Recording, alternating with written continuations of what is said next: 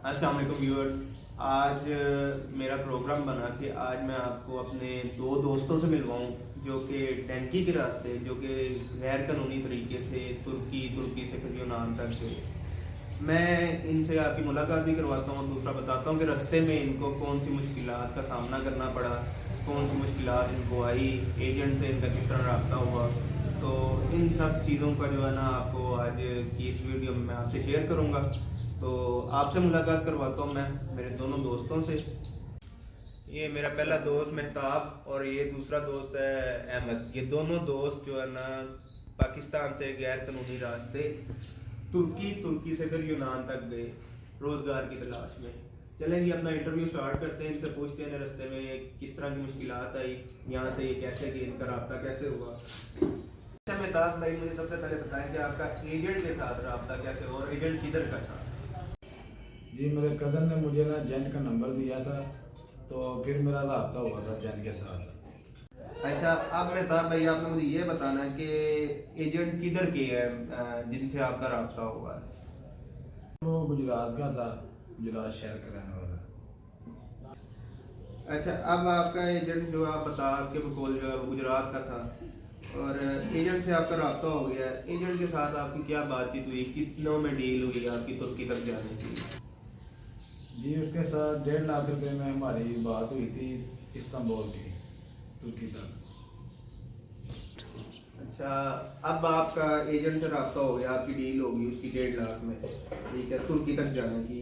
अब आपका मुझे बताइए कि आपका सफ़र कहाँ से शुरू हुआ, ठीक है, और पहला शहर जो है पाकिस्तान में आप कहाँ से बैठे और पहले शहर किस शहर तक आप गए? जी, हमारा सफ़र इधर से लाहौर से शुरू हुआ है और कोयटा तक हम पहले गए हैं।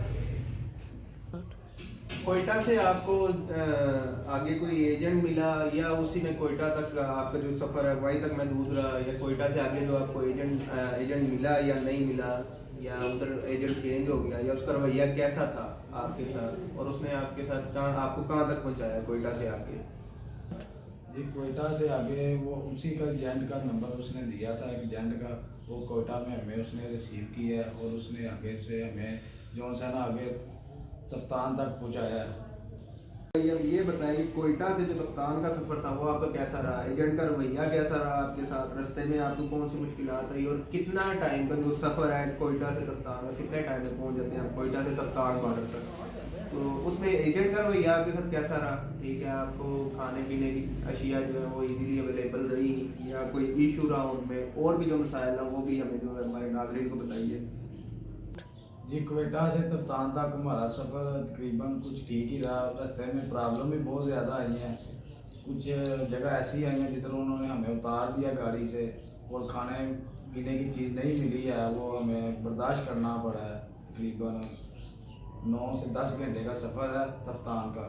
अब आप तफ्तान पहुंच गए, ठीक है, तफ्तान से आगे पहली बात तो ये मुझे बताएं कि जो कोयटा से तफ्तान तक जिस एजेंट ने आपको पहुंचाया उसने आपसे कोई पैसे लिए, और जब आप तफ्तान पहुंच गए आपका एजेंट चेंज हो गया, तो तफ्तान से आगे का हमें थोड़ा सा बताइए कि तफ्तान से आगे आपने बॉर्डर कैसे क्रॉस किया और ईरान के कौन से पहले शहर में आप पहुंचे? से तप्तान से हमारे उन्होंने पैसे लिए हैं, 15,000 रुपया लिया था एजेंट ने। वैसे में उन्होंने बोला नहीं था कि आपसे पैसे लेंगे। उन्होंने 15,000 रुपया लिया फ़ी बंदे से तफ्तान तक का। तो रास्ते में उन्होंने हमें उतार भी दिया एक दो जगह पे, तो उधर हमें बड़ी मुश्किल आई है, खाने पीने की भी बहुत प्रॉब्लम आई है। तो पैदल भी बहुत ज़्यादा चलाया उन्होंने रास्ते में। कुछ रास्ते ऐसे थे जिधर उधर उन्होंने उतारा है, तो हम पैदल गए हैं उधर से। तो फिर आगे ईरान में दाखिल हुए हैं उधर से। अच्छा, तफ्तान से आपने बॉर्डर क्रॉस कर लिया, ईरान पहुंच गए। ईरान का कौन सा पहला शहर है जो बॉर्डर क्रॉस करने के साथ ही आप जिस शहर में पहुंचे हैं, और ईरान के पहले शहर में आपका एजेंट जो है वो बदल जाता है या वही एजेंट रहता है जिसने आपको तफ्तान से बॉर्डर क्रॉस करवाया था? शहर जो सा ना वो कुम शहर है, इधर हम दाखिल हुए हैं।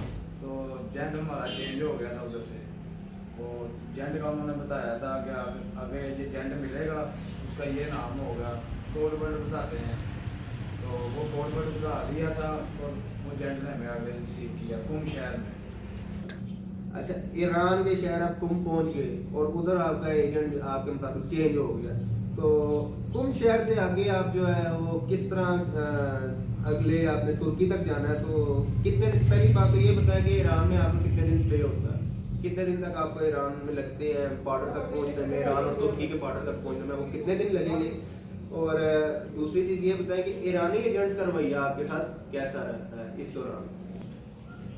जी ईरान में जब पहुंच जाते हैं एजेंट का रवैया भी ठीक रहता है, और जो सा ना तकरीबन 1 हफ्ता लग जाता है ईरान में हमारा तुर्की के बॉर्डर तक पहुंचते वक्त। तो रास्ते में मुश्किलात भी बहुत ज़्यादा आती हैं, गाड़ियों में बंद होकर जाना पड़ता है, और मेन पे नहीं लेके जाते हैं, गाँव में से लेके जाते हैं, और पुलिस की भी प्रॉब्लम होती है रास्ते में। अगर पुलिस पीछे लग जाए तो बहुत ज़्यादा मसला बनता है। पुलिस फायरिंग भी करती है, अगर गाड़ी पे फायरिंग हो रहे बंदे जख्मी भी हो जाते हैं, कुछ निकल भी जाते हैं। वो जेंट जो लोग होते हैं ना वो किसी के शक्के नहीं होते, वो ईरानी बहुत ज़्यादा जो है ना जालिम लोग हैं, ठीक है। तो बाद में तकरीबन 9 से 10 दिन मैक्सिमम 12 दिन भी लग जाते हैं बॉर्डर तक पहुँचने वक्त। अच्छा, अभी आप मुख्तलिफ रास्तों से होते हुए मुश्किलात सहते हुए अगर आप पहुंच जाते हैं ईरान के आखिरी शहर में, पहली बात तो मुझे ये बताएं कि ईरान के आखिरी शहर कौन सा है, ठीक है, जो बॉर्डर के साथ लगता है, तुर्की के बॉर्डर के साथ लगता है। और दूसरी चीज़ मुझे ये बताएं कि वहाँ पहुँच के आपका एजेंट चेंज होता है या वही एजेंट रहता है जिसने आपको ईरान में रिसीव किया होता है। और तीसरी चीज़, अगर वो जब आपको बॉर्डर क्रॉस करवा देता है ईरान और तुर्की का, आप तुर्की एंटर हो जाते हैं, तुर्की का पहला शहर कौन सा है जिस शहर में आप एंटर होते हैं? जी वो जो सा ना ईरान से जब हम निकलते हैं तो आगे आखिरी शहर जो सा ईरान का, उसका नाम है ईरान का आखिरी शहर जो सा ना वो माको है, ठीक है। तो माको से आगे फिर जो सा ना जेंट वही रहता है, जेंट चेंज नहीं होता, वही जेंट ईरानी जेंट होते हैं। उनके घर माको वाली साइड पे भी होती है, ईरान वाली साइड पे भी, और तुर्की वाली साइड पे भी होते हैं। और जब तुर्की पहुंच जाते हैं, तुर्की पहुंच के वो पहला शहर जो आता है वो दोगोब्याज आता है, उसे दोगोब्याज भी कहते हैं, अवान शहर भी कहते हैं। अच्छा, अभी आपको उसने एजेंट ने आपको तुर्की तक पहुंचा दिया, तुर्की के पहले शहर दोगोब्याज में पहुंचा दिया, ठीक है। अब अगला सवाल आपसे ये है कि ये बताएं कि आपकी डील जो एजेंट के साथ थी, जो गुजरात के एजेंट के साथ थी, तुर्की तक पहुंचाने की थी, अब वो आपको तुर्की के पहले शहर में एंट्रेंस दिलवा दी, वहाँ आपके साथ एजेंट आपका साथ देता है आपको आगे इस्तांबुल तक पहुंचाने में, या वहीं आपको जो है ना वो छोड़ देता है? आपकी डील के मुताबिक 1.5 लाख में जो आपकी डील हुई थी तुर्की तक पहुंचाने की थी, उसी एजेंट ने आपको उसी 1.5 लाख में इस्तांबुल पहुंचाना है, या आगे आपको और पैसे दे के इस्तांबुल पहुंचना पड़ता है, या और फिर एजेंट आपका वहाँ से चेंज होता है दोगोब्याज जाके एजेंट में? जी तुर्की पहुंच के पेमेंट देनी पड़ती है, जो 1.5 लाख रुपए की बात हुई है ना, वो 1.5 लाख रुपया उधर अवान शहर में देना पड़ता है दोगोब्याज में।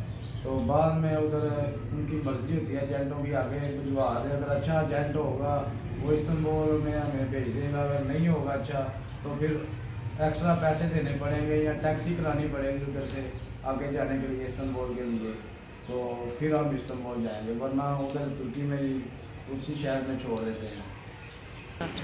अच्छा, अब मुझे बताएं कि आप जो है आगे उधर दोगोब्याज से, ठीक है, इस्तांबुल तक कैसे गए, इस्तांबुल तक कैसे पहुंचे, और एजेंट ने आपके साथ कॉपरेट किया या नहीं, या उसने आपको वहाँ छोड़ के दोगोब्याज में आगे आपको पैसे देने पड़े थे या नहीं, और इस्तांबुल दोगोब्याज से कितना रास्ता है इस्तांबुल में?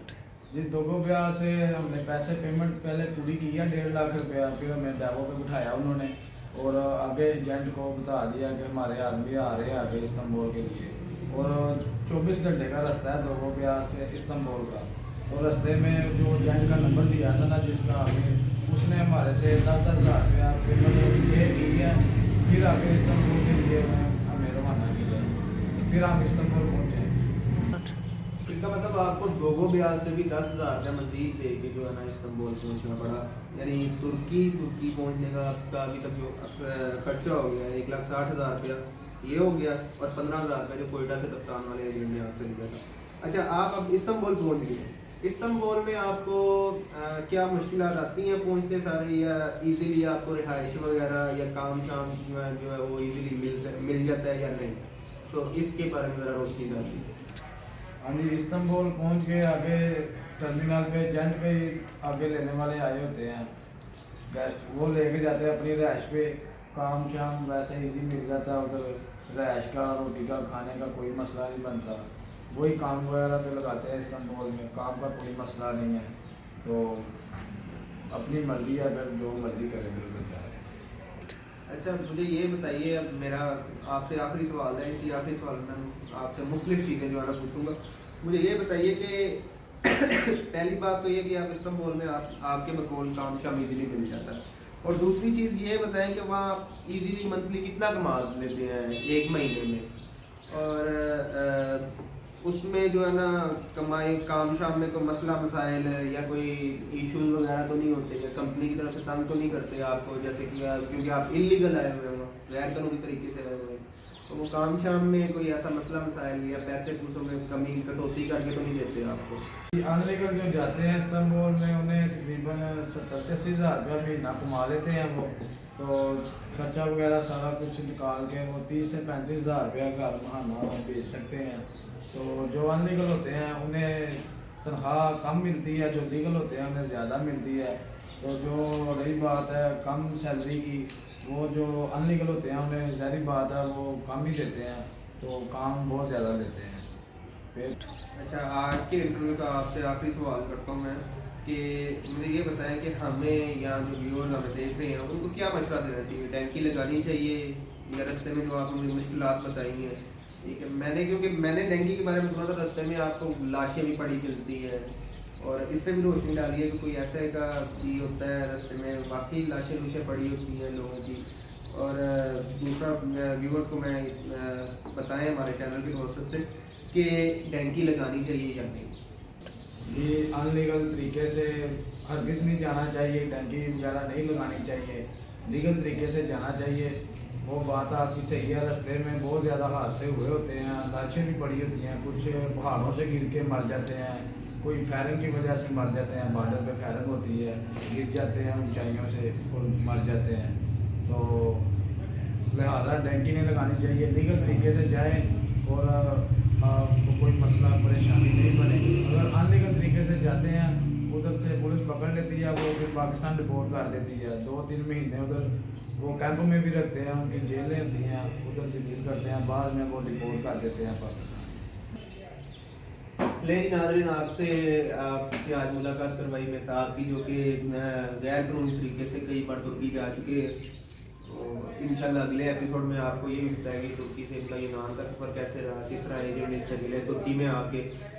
और दूसरी चीज़ ये है कि मैं अपने नाज़रीन को या देखने वालों सबको मशवरा यही दूंगा कि गैर कानूनी तरीका किसी भी सूरत ना अपनाएं, क्योंकि इसमें बहुत सी मुश्किलात हैं। एजेंट यहाँ से आपका जब उससे डील होती है उसका रवैया कुछ होता है, जब जैसे जैसे एजेंट्स बदलते जाते हैं उनका रवैया सख्त होता जाता है, और फिर एजेंट्स ये किसी के सच्चे नहीं होते। रास्ते में आपको कोई मुश्किल आई है, एजेंट आपसे कोई भी चीज़ पूछता नहीं है, ना आपको खाने पीने की सहूलत मिलती है, ठीक है। जैसा कि मैंने ये चीज़ मेहताब से भी कंफर्म की कि रास्ते में लाशें वगैरह पड़ी होती हैं, तो ये चीज़ वाकई सच है कि रास्ते में आपको लावारिस लाशें मिलेगी, जिनके माँ बाप यहाँ जो है परेशानी से वो अपने बच्चों को खो देते हैं, ठीक है, उनको ढूंढते रहते हैं, उनको वो बच्चे नहीं मिलते। उनकी लाशें आपको बॉर्डरों पे पहाड़ियों पे पड़ी मिलेगी, लावारिस मिलेगी। एजेंट कभी भी पीछे से जिसके साथ भी कोई हादसा पेश आ जाए, एजेंट कभी भी पीछे से उसको मतलब जाके देखेगा नहीं, वो उससे वहीं फेंक देते हैं। और इसीलिए मैं भी आप सबको मशवरा यही दूंगा कि कभी भी गैर कानूनी तरीके से यूरोप जाने की ट्राई ना करें।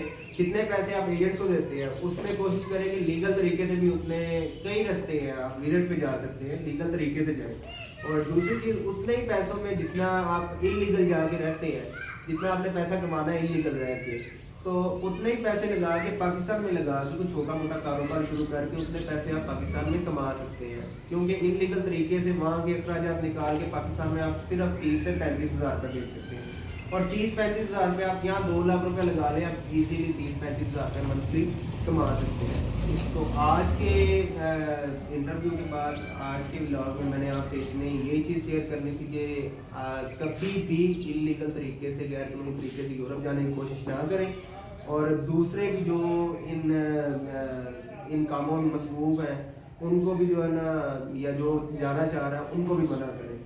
तो आपसे मुलाकात होगी अगली वीडियो में, नेक्स्ट व्लॉग में इंशाल्लाह। मेहताब से नेक्स्ट एपिसोड में, इसी वीडियो के नेक्स्ट एपिसोड में जो आपको बताएंगे तुर्की से जो इन्होंने यूनान का सफ़र किया था वो कैसा है और उसमें इनको क्या मुश्किल आती है। मिलते हैं अगली वीडियो में, तब तक के लिए